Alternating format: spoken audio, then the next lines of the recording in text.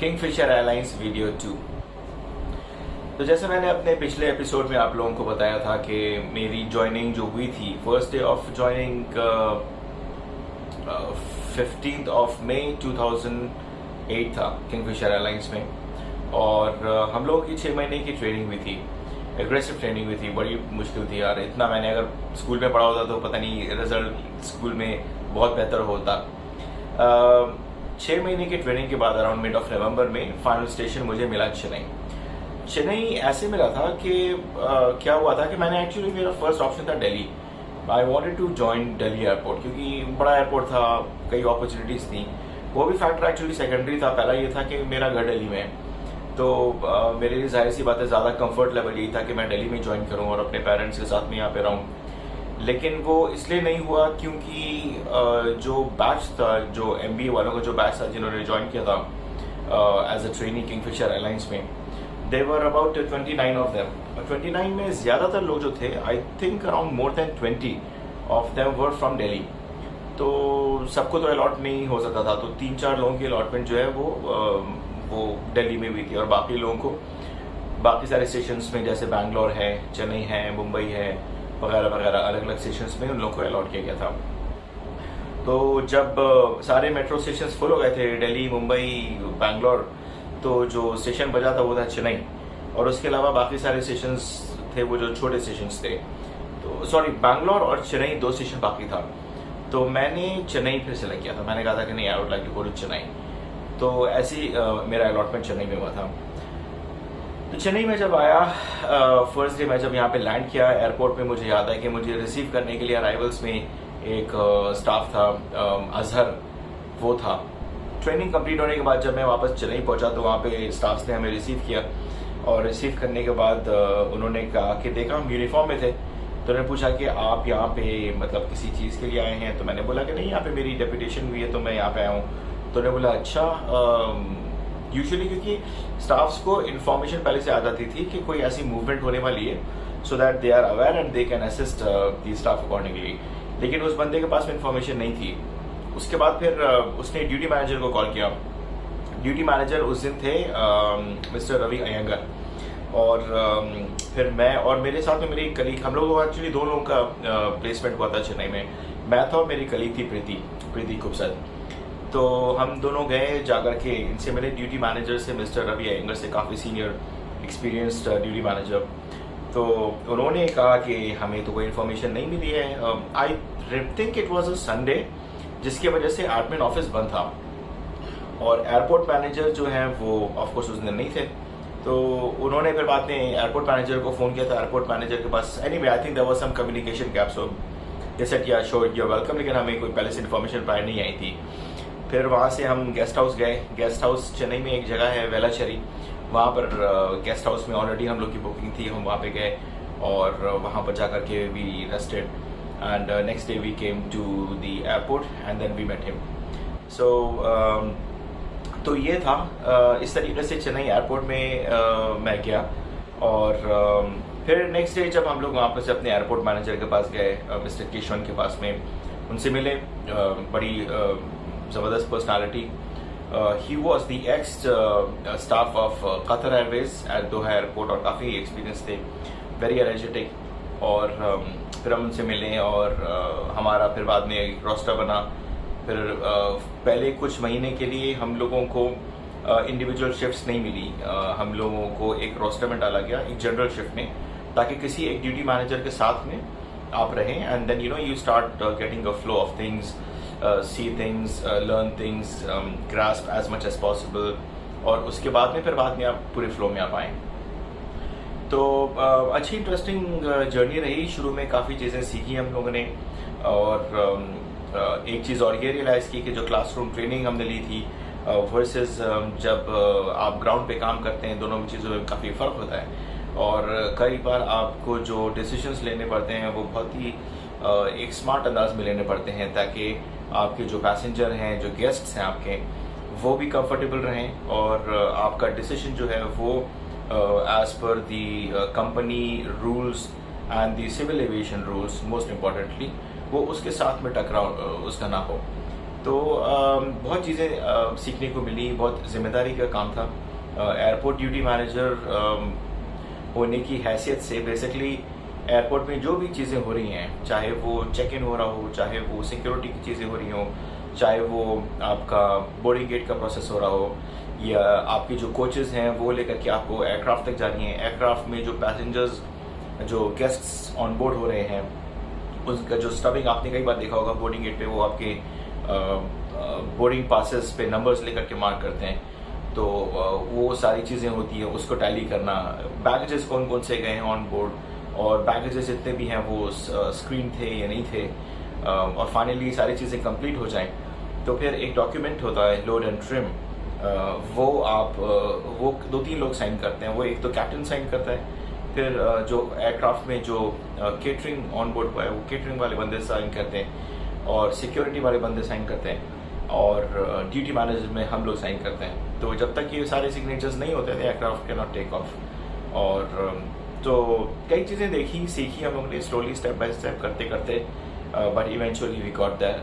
And यहाँ पर मेरा तजुर्बा मैं आप लोगों के साथ में ये शेयर करना चाहता हूँ कि मेरे लिए बहुत बड़ा अचीवमेंट था। ऑफ कोर्स किसी के लिए भी बहुत बड़ा अचीवमेंट हो कि आप एक at the age of 24 as a fresher आप जब ज्वाइन कर रहे हैं, और आप सीधा, क्योंकि एंट्री लेवल जो होती है वो एज एन एजेंट होती है। जैसे कि गेस्ट सर्विसेज हमारा डिपार्टमेंट था ग्राउंड हैंडलिंग का, तो आप अगर कोई भी ज्वाइन करेंगे, if you are a fresher, the normal protocol is that you are suppose to be a guest services agent. उसके बाद जब आपका परफॉर्मेंस वगैरह अच्छा रहता है, आपको कई सारे प्रोसेसेस से आप बिल्कुल एकदम वेल वर्स हो जाते हैं, और जब आपका सुपरवाइजर देखता है कि हाँ now you are ready to move on to the next level, तो यूजुअली इस पूरा प्रोसेस में कम से आराम से 3 से 5 साल एवरेज लग ही जाते हैं to move up to the next level of a supervisor.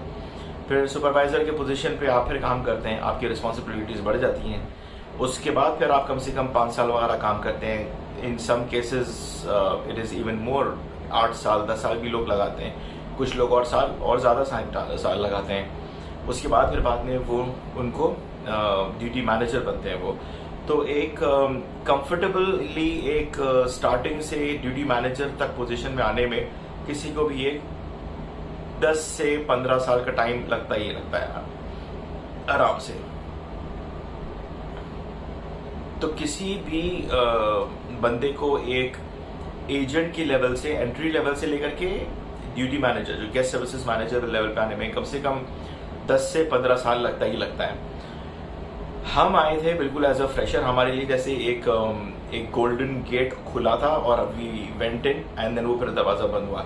ऐसा मैंने कई लोग जो काफ़ी साल से काम कर रहे थे हेड ऑफिस में, किंगफिशर एयरलाइंस में भी, जेट एयरवेज में भी, स्पाइस जेट में भी हमारे काफ़ी सारे दोस्त थे जो हेड ऑफिस वगैरह में काम करते थे। तो उनसे बात करते थे कि ऐसा कभी पहले हुआ है कि ऐसा कोई प्रोग्राम आया हो कि फॉर MBAs हैं और आप लोग आएँ और आकर के आप एज ए ड्यूटी मैनेजर बन जाएँ। तो मुझे याद है एक हमारे बड़े अच्छे दोस्त हैं शाजली मर्चेंट, वो किंगफिशर एयरलाइंस की हेड ऑफिस में थे। तो उन्होंने कहा कि ना कभी हुआ है और ना कभी होगा शायद, तो ये आप लोगों के लिए हुआ था, बस लिखा हुआ था किस्मत में कि ऐसा होना है। तो you guys are very lucky कि आप लोगों को ये अपॉर्चुनिटी मिली। तो इस चीज़ की सामने में हम कदर करते हुए, really respecting that almighty has given this opportunity, हमने बड़ी मेहनत से काम किया। मैंने बहुत कोशिश की कि मैं हर चीज़ें जो है अपना जो भी बेस्ट होना चाहिए उस पोजीशन में वो मैं करूं। मैं इसलिए कहना चाह रहा हूं यहाँ पर ये कि ये मेरे लिए बहुत बड़ी चीज़ इसलिए थी क्योंकि मैं एज अ पर्सन जैसे रहा हूँ, मुझे हमेशा लगता था कि बाकी लोग तो कर लेंगे, मेरा क्या होगा। बाकी लोग हैं, कोई मेहनती है, कोई स्मार्ट है, उसको समझ में आती है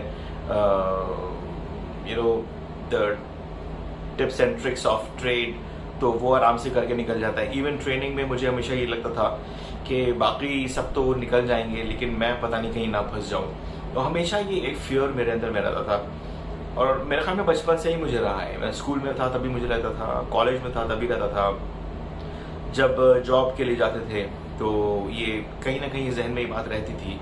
मुझे याद है कि मुझे फर्स्ट टाइम जब ड्यूटी अलॉट हुई थी, जिस दिन मैं इंडिपेंडेंटली पूरा अपने एयरपोर्ट के लिए रिस्पॉन्सिबल था, चेन्नई एयरपोर्ट के लिए। That was my morning shift. तो वो सुबह 4 बजे के आसपास स्टार्ट हुई थी। एक चेन्नई से पोर्ट ब्लेयर फ्लाइट जाती थी IT 3631, उससे लेकर के तकरीबन एक दोपहर की फ़्लाइट होती थी। तो वहाँ 1-1:30 बजे के आसपास तक हमारी शिफ्ट होती थी।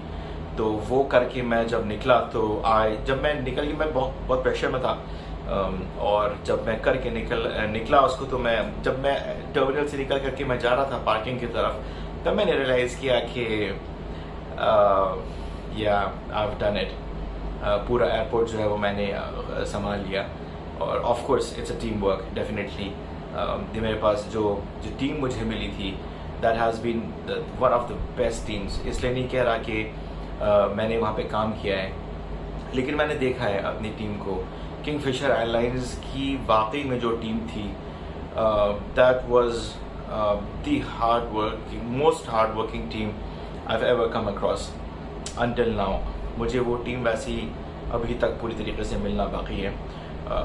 तो ऑफ कोर्स ज़िंदगी में आगे में चल करके ऐसे मेरे पास में स्टाफ्स आए जिन्होंने और बहुत अच्छा एक्सेल किया, लेकिन एज अ टीम की बात कर रहा हूँ, एज अ स्ट्रक्चर की बात कर रहा हूँ। यस, आई थिंक बहुत ही बेहतरीन हमारी टीम वर्क था और बहुत ही एक अच्छा कोऑर्डिनेशन था ड्यूटी मैनेजर्स के बीच में, सुपरवाइजर्स के बीच में, एजेंट्स के बीच में, और इस वजह से पूरे प्रोसेस जो है वो बहुत ही आराम से चल रहे होते थे। मुझे याद है जब मैंने वहाँ पे ज्वाइन किया तो एज सच चेन्नई से चूँकि कोई कनेक्शन था नहीं, और चेन्नई से पहले मैं कभी गया भी नहीं था, तो वहाँ की लैंग्वेज जो है, जो तमिल है, वो मुझे नहीं आती थी। और तमिल लैंग्वेज जो है वो उर्दू से या हिंदी से काफ़ी डिफरेंट है। उसमें ये नहीं है कि कोई वर्ड्स कॉमन हो तो आप समझ जाएं। जैसे कि अगर आप पंजाबी बोल रहे होते हैं और अगर आपको उर्दू आती है जो मैं बोल रहा हूँ, या हिंदी, तो आप फिर नहीं भी आती है तो you can pick up few words here and there. लेकिन तमिल वाज कम्प्लीटली डिफरेंट। तो मैंने अपने जो हमारे जो एजेंट्स हुआ करते थे, जो मतलब मैं एजेंट्स इसलिए बोल रहा हूँ ताकि आप लोगों के समझने के लिए, लेकिन you know we all were very good friends. तो उन लोगों को जाके मैंने बोलना शुरू किया कि मुझे कुछ ना कुछ तमिल आप सिखाओ, ज़बान सीखने का मुझे शौक़ है।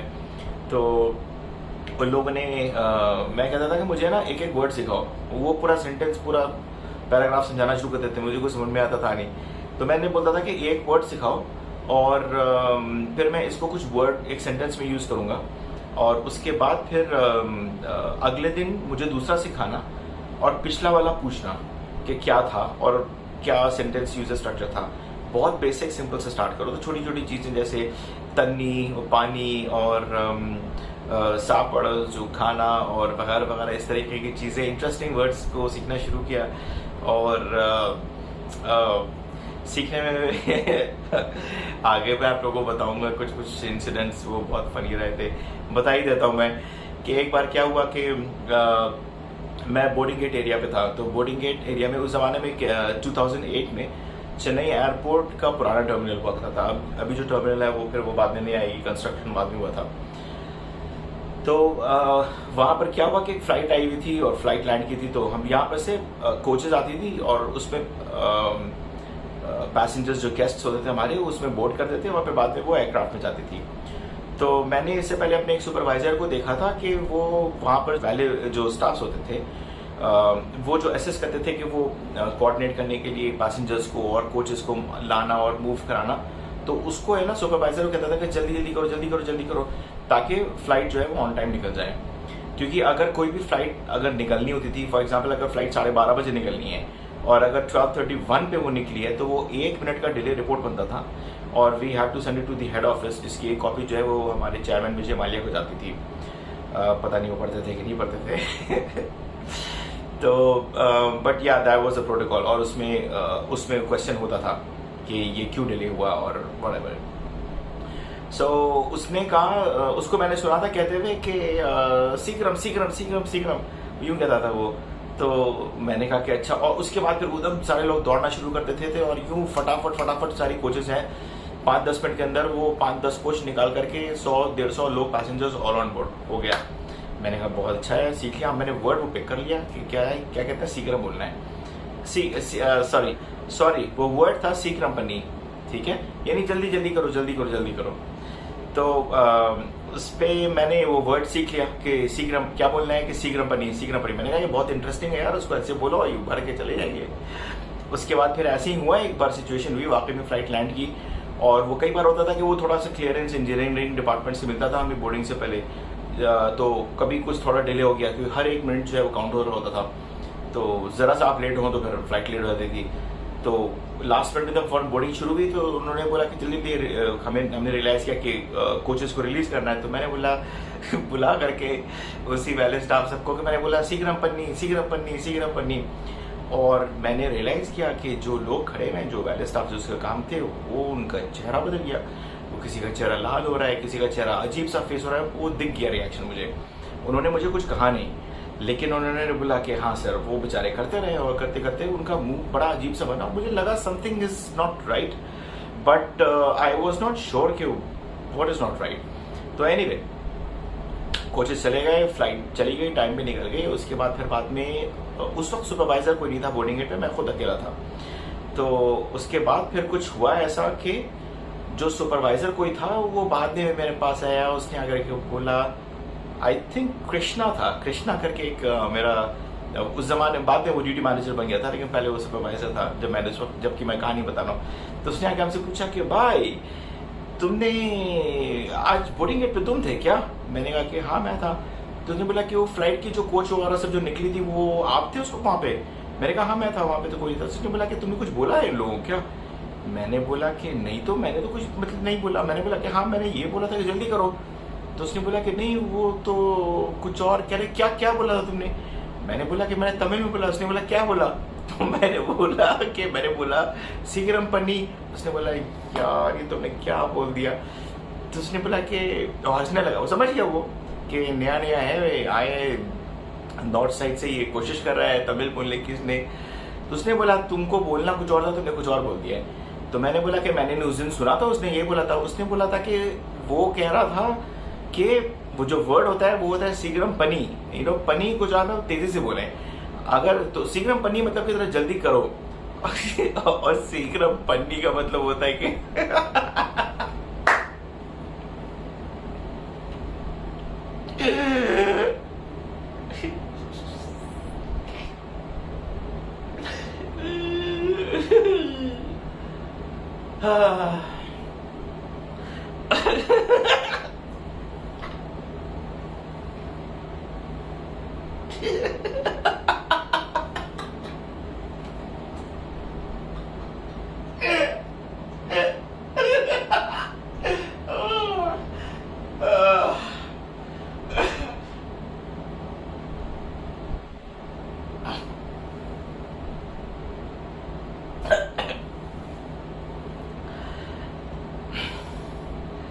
मैं और शीघ्रम पन्नी का मतलब होता है सुअर, और शीघ्रम का मतलब होता है जल्दी करो। तो हमको बोलना था उसको कि जल्दी करो, और मैंने जो उसको कह दिया उसका मतलब था कि जल्दी करो सुअर।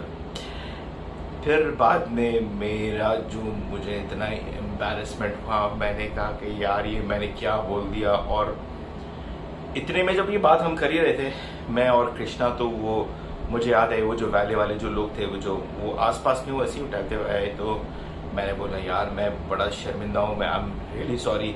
तो वो भी मुस्कुराया, ने बोला कि नहीं सर वी अंडरस्टैंड, मतलब आप बोलना ये चाह रहे थे, हमें समझ में आ गया था कि आप ऐसे नहीं बोलेंगे। तो मैंने कहा यार भी बड़ी शर्मिंदगी हुई। अभी आप सोचिए कि ये मैं कहानी है 2008 की, ये है 2022 में, मैं इतने साल बाद भी मेरे जहन में ऐसी फ्रेश है, क्योंकि you have to be very careful जब आप किसी और की ज़बान बोल रहे हैं, तो you have to make sure कि आप उसका सही तरीके से प्रोनाउंस करें, और वरना वो छोटी सी चीज़ इधर से उधर का उसका मतलब भी कुछ और बदल सकता है। तो अगर आप भी कोई ज़बान वगैरह सीख रहे हो तो उसको प्लीज़ ज़रा से क्रॉस चेक कर लें, या अभी पन्नी को पन्नी मत बना दीजिएगा प्लीज़ मेरे तरह। सो या काफ़ी सारे दोस्त बने। फिर बाद में ये लोग जो है हमारी टीम, जो कि मैंने उनसे बजा के बड़ी माफ़ी मांगी। मैंने बहुत बार घूम करके आकर माफ़ी मांगी, क्योंकि मुझे वाकई में बहुत बुरा लग रहा था कि मैंने यार ऐसे बोल दिया। तो फिर उन्होंने कहा कि नहीं sir don't worry, it's okay, मतलब वी अंडरस्टैंड। फिर बाद में ऑफ कोर्स फिर बड़ी हमारी अच्छी बॉन्डिंग रही। तो yeah that was one incident which just came to my mind, तो just thought of sharing it. एक चीज़ यहाँ पर मैंने किंगफिशर एयरलाइंस ने जो मुझे सिखाई, वो मेरे लिए बहुत ही एक इम्पॉर्टेंट फेज़ रहा लाइफ का, अपनी जर्नी का अंटिल नाउ। इसकी वजह से ही मैंने ये जो भी वीडियोस बनाने शुरू किए, किंगफिशर एयरलाइंस से स्टार्ट करना शुरू किया। ऑफ कोर्स ये मेरे जर्नी का भी पहला एक मेरा कैरियर की फर्स्ट जॉब थी, लेकिन चूंकि इसने मुझे सारी चीज़ें सिखाई। मैंने जब ज्वाइन किया था किंगफिशर एयरलाइंस, तो that was the best of the time for Kingfisher airlines. Airlines जो है वो बिल्कुल बूम कर रही थी, वॉज डूइंग वेरी वेल। इनका नेटवर्क एक्सपेंशन काफ़ी तेज़ हो रहा था। अगले एपिसोड में मैं आपको बताऊंगा कि जो मर्जर हुआ था किंगफिशर एयरलाइंस का और टेकन का, उसका क्या डिटेल्स था, क्यों हुआ था, और इसके प्रोज क्या थे, प्लसेस क्या थे, और प्लसेस के साथ जो बहुत ही हैवी एक ये माइनसेस साथ में लेके आया था, उससे क्या चीज़ें हुई और उससे चीज़ें कैसी बिल्कुल पलटी। तो इसने मुझे बिल्कुल बेस्ट ऑफ द डेज दिखाया। इसने मुझे किंगफिशर एयरलाइंस का जब बिल्कुल टर्बुलेंट फेज वाला था वो दिखाया, और इसने मुझे डाउनफॉल दिखाया। तो हर एक चीज़ में मतलब मैंने बहुत सारी चीज़ें सीखी हैं, और मैं ये ही सीख आपके सामने में रखना चाहता हूँ। मेरा मकसद ये भी नहीं है कि आपके सामने मैं आके बैठ के कहानियाँ सुनाऊँ, लेकिन इससे जो इंसाइट्स हैं जो मुझे लगता है कि आज मेरे फेज़ में जब मैं आज जब अपनी काम करता हूँ, तो बहुत सारी चीज़ें, बहुत सारे ऐसे डिसीजंस होते हैं लेने का जब वक्त आता है, तो मुझे याद आता है कि किंगफिशर एयरलाइंस में जो था फलां वक्त में देखो मैंने फलां चीज़ कुछ तरीके से सीखा था, इस डिसीजन का ये कॉन्सिक्वेंसेस था, वगैरह वगैरह, इस तरीके की चीज़ें। तो या this is I think this is it for this video. अगले वीडियो में आप लोगों के सामने में और इसी तरीके से कुछ इंटरेस्टिंग चीज़ें और लेके आऊँगा। और of course please request you to again share, like, subscribe. मुझे पता नहीं ये चीज़ कहने में बड़ा अजीब ख़राब लगता है, लेकिन but I think that's quite important for me as a video maker. So please do that. अपने दोस्तों के साथ में शेयर कर दें, अपने ग्रुप्स में शेयर करें, जितना आपसे हो सके। I will be grateful. Thank you very much. See you in the next video. Thank you.